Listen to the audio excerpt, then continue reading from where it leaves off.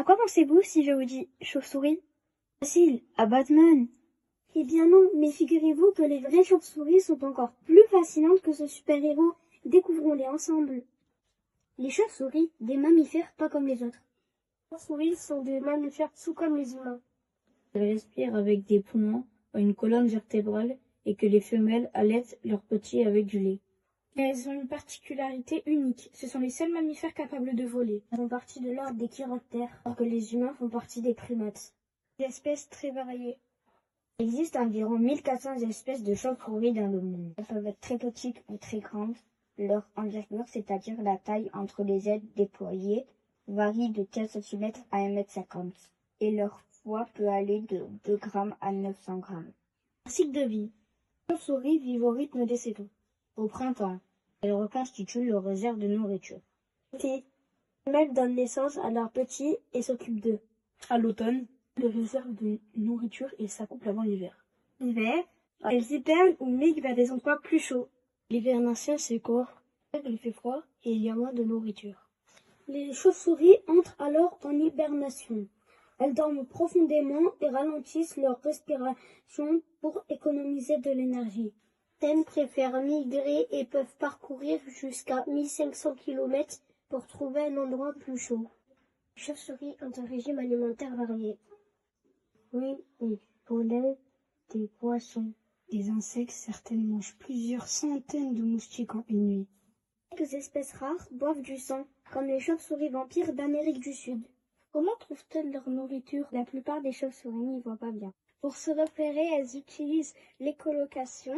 Elles émettent des sons appelés ultrasons, inaudibles pour nous. Quand ces sons touchent un obstacle ou une proie, ils rebondissent et reviennent aux oreilles de la chauve-souris.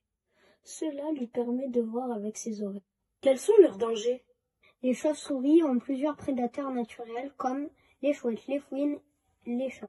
Mais elles sont aussi menacées par les activités humaines. L'utilisation d'insecticides qui tuent leurs proies. La destruction de leurs habitats, arbres, grottes, greniers. Le réchauffement climatique. Le dérangement pendant l'hibernation. Comment les protéger? Nous pouvons aider les chauves-souris en leur offrant des abris, en laissant des petites ouvertures dans les greniers, les toits ou les caves, en construisant des gîtes à chauves-souris pour qu'elles puissent s'y installer.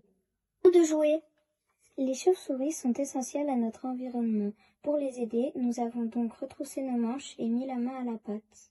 Nous avons d'abord réfléchi à la meilleure manière de construire des gîtes à chauves-souris. Avec des plans bien préparés, nous avons mesuré, scié, assemblé et cloué du bois pour leur fabriquer des abris confortables. Une fois les gîtes terminés, nous les avons soigneusement poncés et vérifiés pour nous assurer qu'ils étaient bien solides et adaptés aux chauves-souris. Ensuite, on a trouvé les endroits parfaits pour les installer.